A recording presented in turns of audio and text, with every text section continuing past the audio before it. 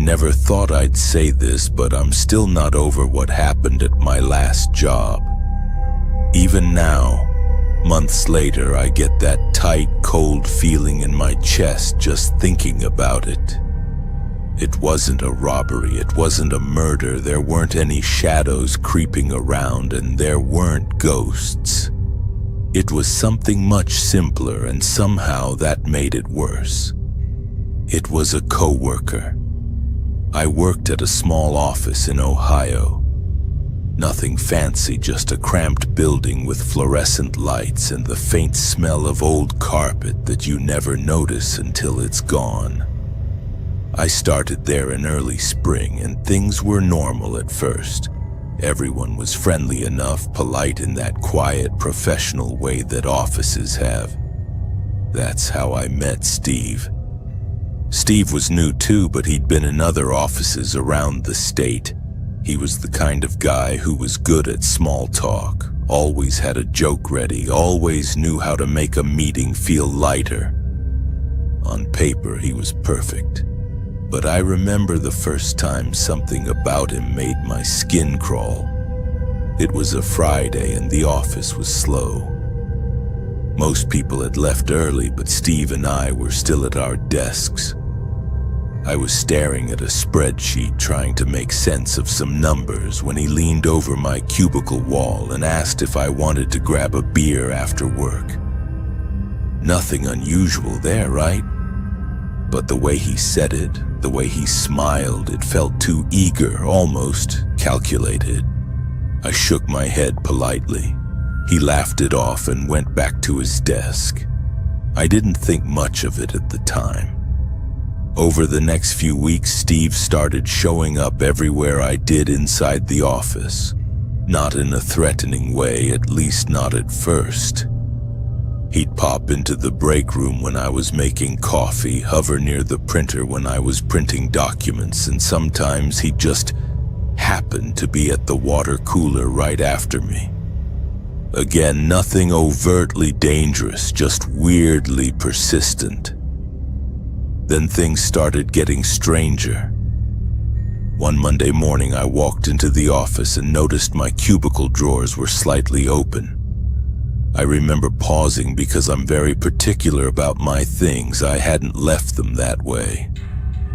I closed them, chalked it up to me being forgetful, and went about my day. By Wednesday, it happened again. But this time, a pen was missing. Not expensive, just an ordinary pen, but I noticed. And that's when I started connecting dots. At first, I tried to ignore it, maybe I was imagining things, but then I caught him. Not in a creepy spy way, but in a way that made my stomach turn. I had left a notebook with some personal notes in my desk, things I never showed anyone. When I came back from lunch, Steve was sitting at my desk, flipping through it. He didn't even look startled when I came in. He just smiled, put it down, and said, "Wow, you're really organized." I told myself to calm down. Maybe he just wanted to look at my notes, nothing sinister, right? But after that, I started noticing small things disappearing, things I hadn't mentioned to anyone. A stapler, a pair of scissors, sticky notes. Nothing major, but enough to make me uneasy. Then the emails started. I'm not exaggerating when I say it began subtly.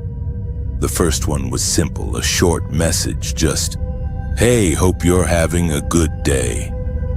From an email I didn't recognize. I ignored it. The next day, another one, slightly longer, commenting on something I had written in an internal report. And then they got stranger. He started sending me screenshots of my work, sometimes highlighting notes I had scribbled down. It felt invasive. I told myself it was just weird office behavior, but I couldn't shake the feeling that he was crossing a line. Things escalated when he started showing up outside of work. At first it was subtle. I would notice his car in the parking lot when I went to grab lunch. I mentioned it casually to a coworker and they shrugged, saying the lot was small and maybe he just liked that spot. But one evening I stopped at a gas station on the way home and there he was pumping his gas right next to me. He smiled, said hi, and then drove off in the same direction I was heading. I remember gripping the steering wheel so hard my knuckles went white, telling myself it was a coincidence. It wasn't.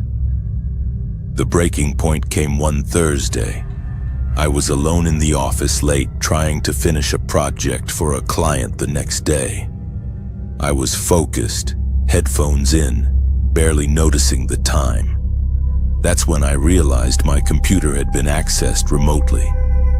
Files I hadn't touched were open, documents highlighted, things renamed.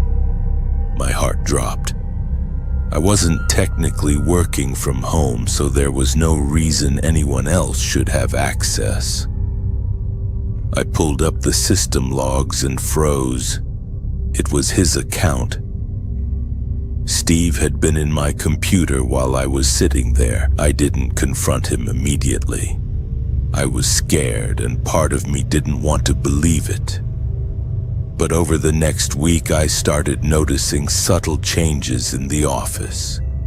He would borrow things from my desk and leave them in odd places. My water bottle on the conference table, my jacket draped over the chair in the break room, and the emails. They didn't stop. They got more personal. He knew my routine, the coffee I drank, the order I got at the diner near the office. He even mentioned things I had only told my partner at home in passing. I knew I had to take action. I reported everything to HR. I saved all the emails, screenshots, and system logs. I thought they would handle it, maybe even fire him. But HR's response was frustratingly vague. They said they would look into it, but didn't take immediate action. By this point, I had stopped eating lunch in the office, stopped drinking coffee there, and avoided leaving my desk at all. I was trapped in my own workspace, constantly anxious. Then came the final encounter. It was a Friday, and I was the last person in the office again, trying to finish paperwork so I could leave early.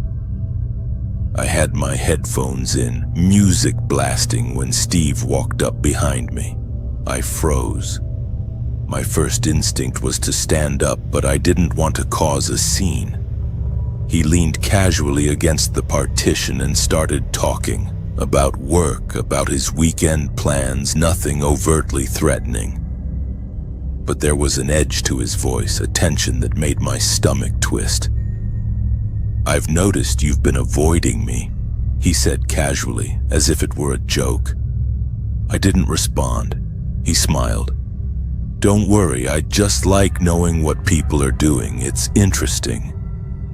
Something in that sentence made my blood run cold, not because it was supernatural or violent, but because it was so precise.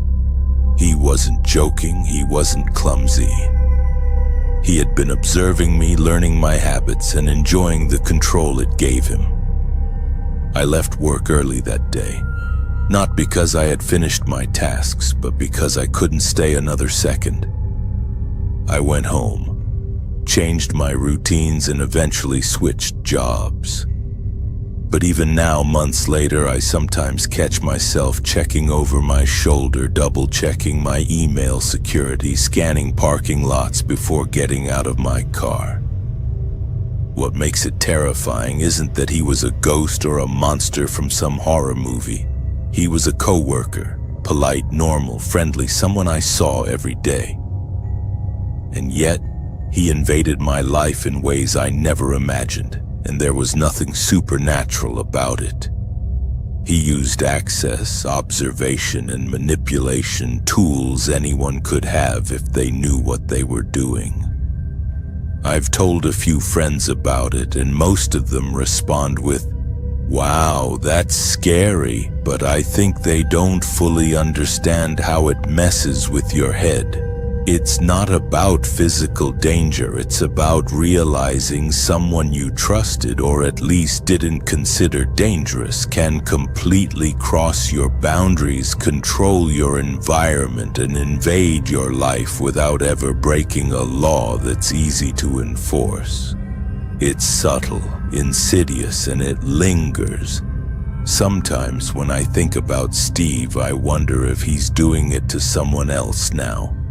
Maybe he's moved on to another office, another unsuspecting person, blending in, charming people with his smile, watching, learning. I'll never know. But I do know this. The scariest things aren't always loud or obvious. Sometimes they're quiet, calculated, and they come from someone you least suspect. So if there's one thing I can say to anyone listening, trust your instincts. If someone makes you uneasy, if your personal space feels invaded, don't brush it off. Small, subtle things can escalate into something you can't ignore.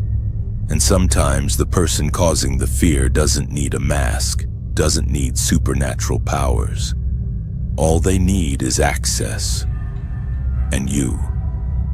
Even now, when I walk into a new office, I scan the room carefully. I notice little things. I keep my desk organized, my computer locked, my emails private. I've built a wall around myself that I never thought I would need to.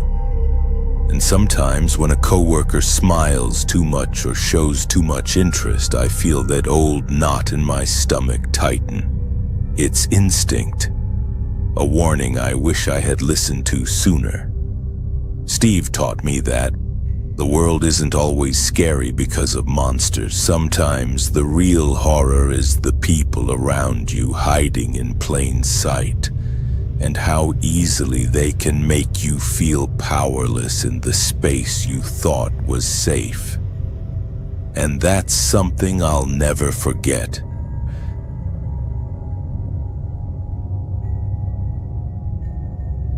I never thought I'd be the kind of person to get genuinely scared at work.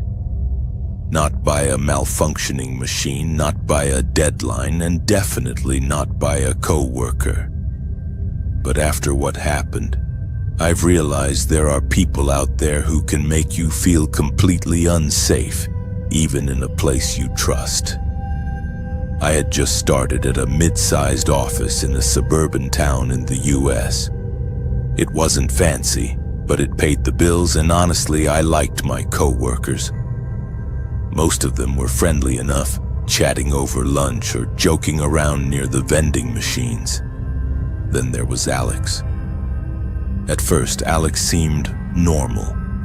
Polite, maybe a little reserved, always ready to help out if someone needed it. I even thought I could trust him. The first warning sign was subtle.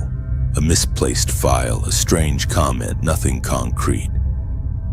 He'd ask me questions that felt personal, but not the kind of personal you'd answer in casual conversation. More like he was gathering information. Not in a creepy, I'm going to hurt you way, just oddly detailed. Where I lived, who I lived with, what I did on weekends, every answer I gave he remembered. I brushed it off at first. I told myself I was being paranoid, maybe he just had a good memory. But then things started escalating slowly. One day I came back from lunch and my chair was pulled out slightly from my desk, even though I had left it tucked in perfectly. My mouse was moved a little to the left. I thought maybe I was imagining things, but over the next week it happened more often. Small things at first. My pens would be rearranged, sticky notes turned upside down, my coffee cup filled to the brim even when I hadn't touched it. One afternoon I got an email from him. Nothing unusual in the subject line, just, "Hey, quick question." But when I opened it, it was a detailed list of my routines over the last few days. The time I left for lunch, what I ate, how long I stayed. He had even noted that I took the elevator instead of the stairs. At that point, I froze. My heart started racing. I deleted the email, tried to act normal, but it was already too late. I couldn't confront him directly. What would I even say? Hey, you're watching me all the time? Nobody would believe that, and I was embarrassed to bring it up to HR. They'd probably tell me I was overreacting, so I kept quiet, tried to adjust my routine without drawing attention. I took different routes to lunch. I left my desk at odd times. I even started eating in my car sometimes just to see if it would throw him off. It didn't. The tension got worse. He'd send messages that seemed casual but had little details only I would know. Once he commented on how I prefer my water with ice and lemon right after I had mentioned it to a friend in the break room. Another time he asked about the brand of shampoo I use. I laughed it off at first, but inside I felt a tightening in my chest, the feeling that someone was too close, watching too carefully, never letting me forget they knew everything about me. It all came to a head one Friday afternoon. I was working late trying to finish a report. Everyone else had gone home. The office was quiet, the hum of the air conditioning the only sound. I remember feeling uneasy, just a little tickle of that old instinct that something was off. Then Alex appeared at my desk. He didn't knock, he didn't say hi. He just stood there, leaning slightly over my shoulder. I stiffened. "I thought you might still be here," he said, smiling harmlessly, or so it seemed. I tried to keep my voice calm. "Yeah, just finishing this up. Working late again, huh? That's dedication. I admire that." I nodded, focusing on my screen, trying to ignore the creeping panic. That's when I realized he had my phone in his hand. My phone, sitting right there on my desk, unlocked. "How?" I started, my voice shaky. "I just picked it up when you went to the bathroom. Thought I'd see how your day was going," he said almost cheerfully. "You don't mind, do you?" I froze. My stomach dropped. I wanted to scream, to call someone, but I was rooted to my chair. No," I mumbled, barely keeping it together. He handed it back like nothing had happened, smiling that same calm, unnerving smile. Then he left. Just like that. I didn't know what to do. I debated quitting right then, but I had bills, responsibilities, and I didn't want to admit to anyone how dangerous this felt. I started taking my laptop and phone with me to the bathroom, locking my office door. Anything to feel a sliver of control. Then came the weekend incident. I was at home trying to sleep when I noticed my phone buzzing. A text. Unknown number. "Hope your weekend is going well. Saw you left work Friday late. Impressive." I stared at it, frozen. There was no name, no hint of who it was, but I knew. I just knew it was him. I called my friend, my roommate, anyone I could think of to help calm myself down. We considered calling the police, but there wasn't anything concrete. No threats, no demands, no evidence. Just him reminding me he knew. I spent the weekend in a haze. Every noise outside felt like someone watching. Every notification made my heart skip a beat. I didn't answer any texts. I barely left my room. Monday morning came and I had to face him. I couldn't just call in sick forever. I walked into the office, heart pounding, hands trembling. He was there at his desk, acting like nothing had happened. "Hey," he said, bright as ever. "You rested well?" I forced a smile. "Yeah, thanks." He nodded, then went back to his work as if he hadn't just invaded my life. From that day on, I noticed him getting bolder.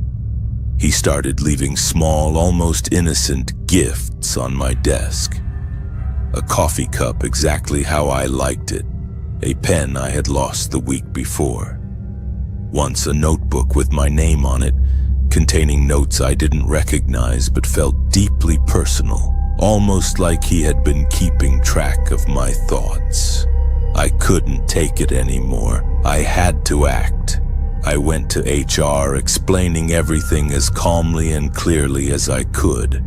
At first, they seemed skeptical, but when I showed them the emails, the texts, and the notes, their expressions changed. Suddenly, it wasn't paranoia. Suddenly, it was real. They confronted him, of course. He smiled, said he was just trying to be helpful, that he had taken an interest in my work habits. HR didn't buy it.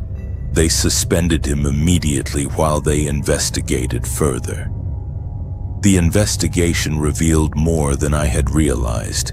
He had been doing this to multiple coworkers, keeping files on their habits, schedules, even social media activity. It wasn't supernatural, it wasn't a ghost story, but it was terrifying.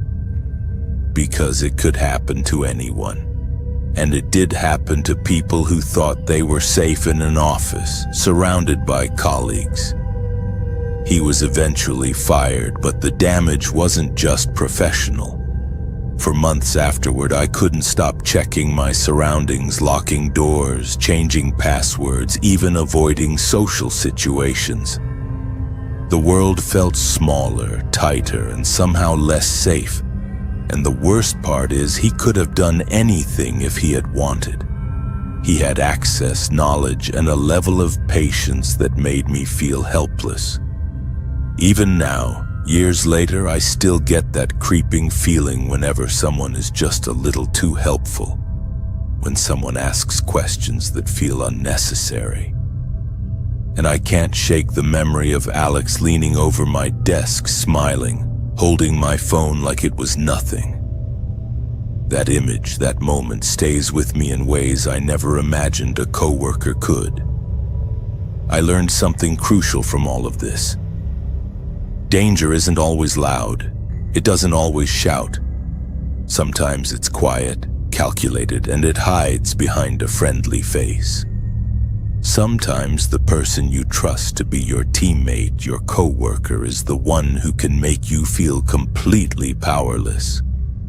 So if you're listening to this, take it seriously. Pay attention to those small signs, the subtle invasions, the little things that don't feel right. Don't dismiss them, and above all, never assume that someone's helpfulness is harmless, because sometimes it isn't. I will never forget what it felt like day after day to realize that the person sitting next to me in the office could know more about me than I realized, and that nothing I did could stop him, not at first. And even though he's gone from my workplace, the fear lingers because it's a reminder that the world is full of people who are patient, observant, and willing to cross the line when you least expect it. And that, I think, is the scariest part of all.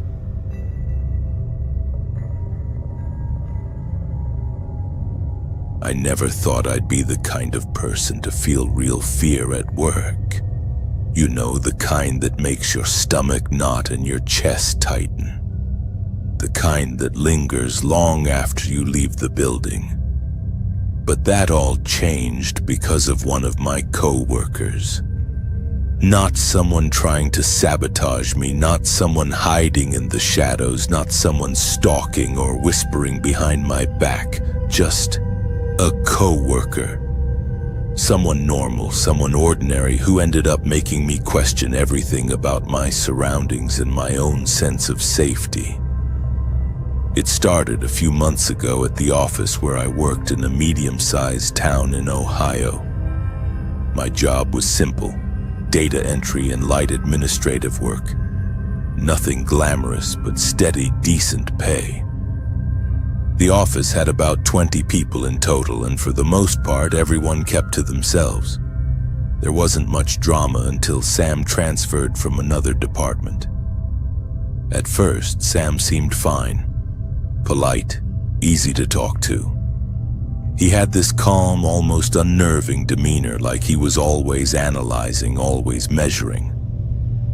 I didn't think much of it, honestly.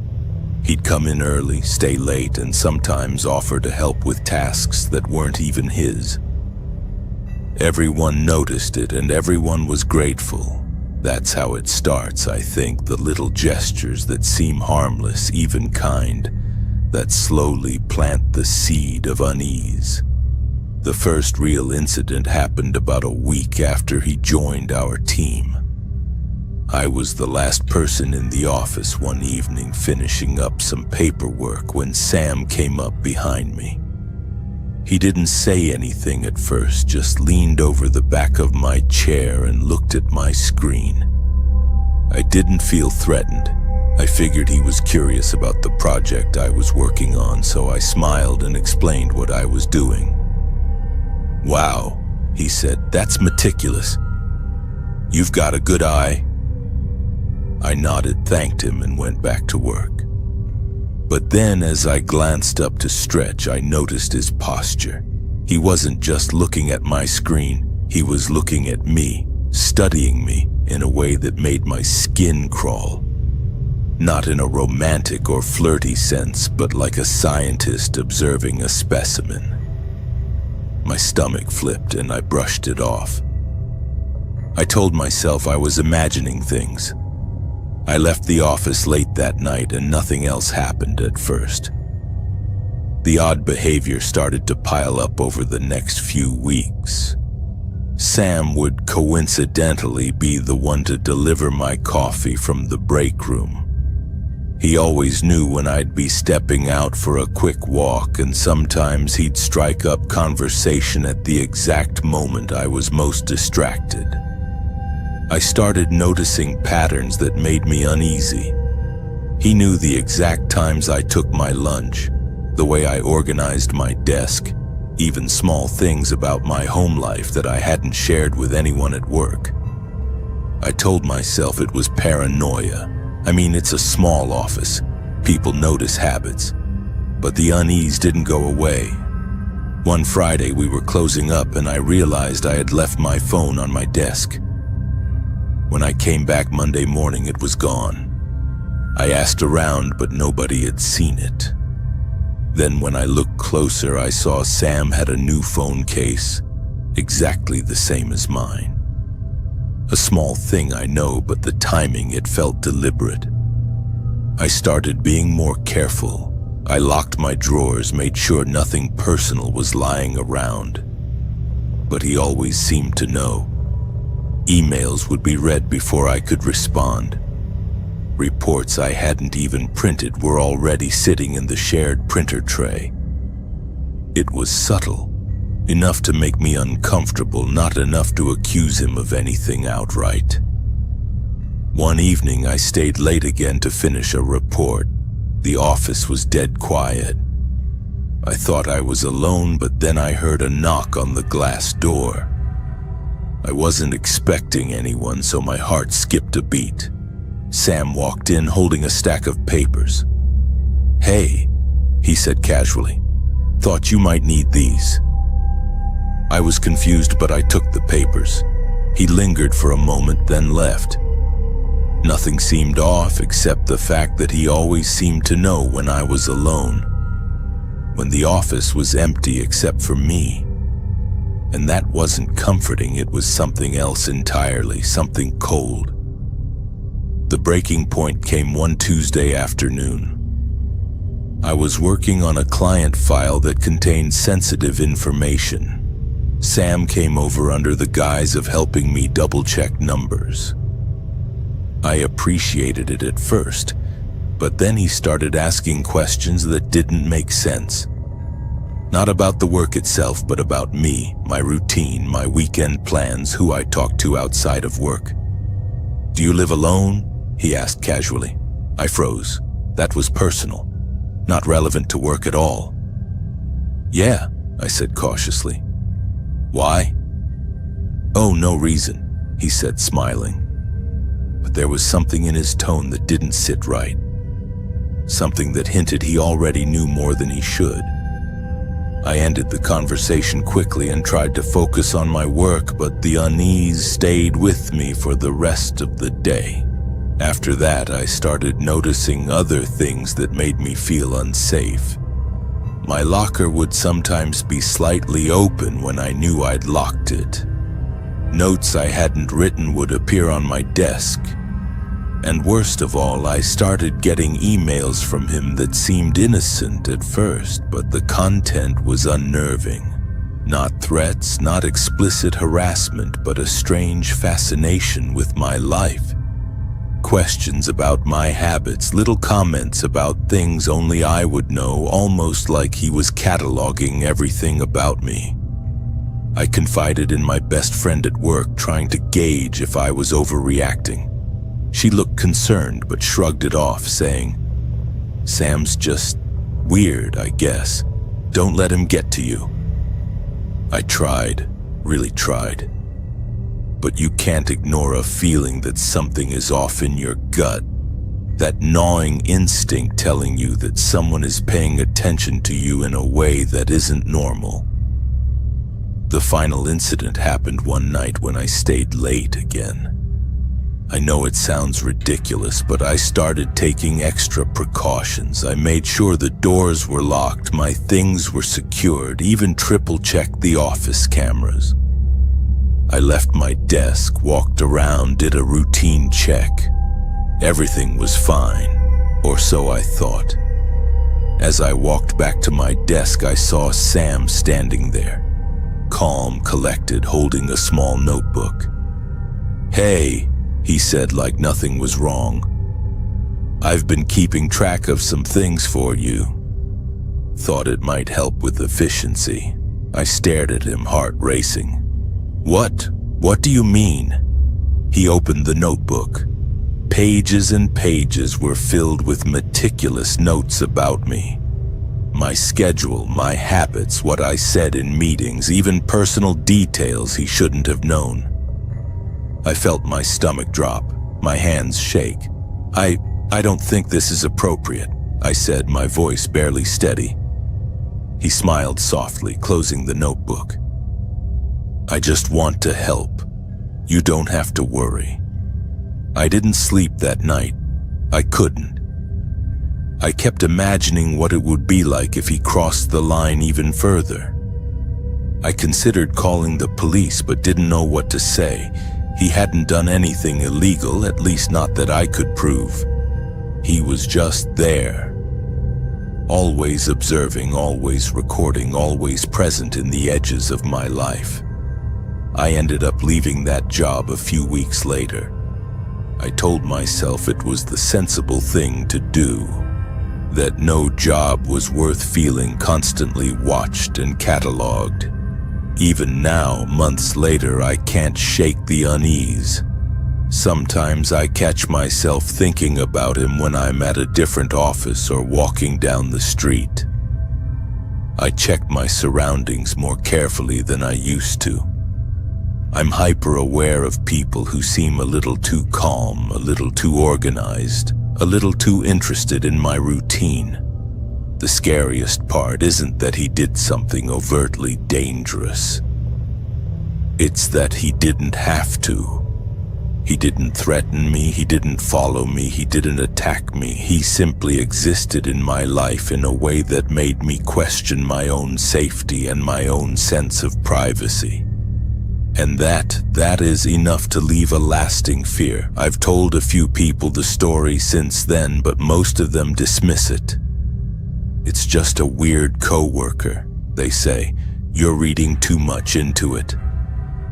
Maybe I am, but I've never felt that knot in my stomach, that creeping awareness with anyone else.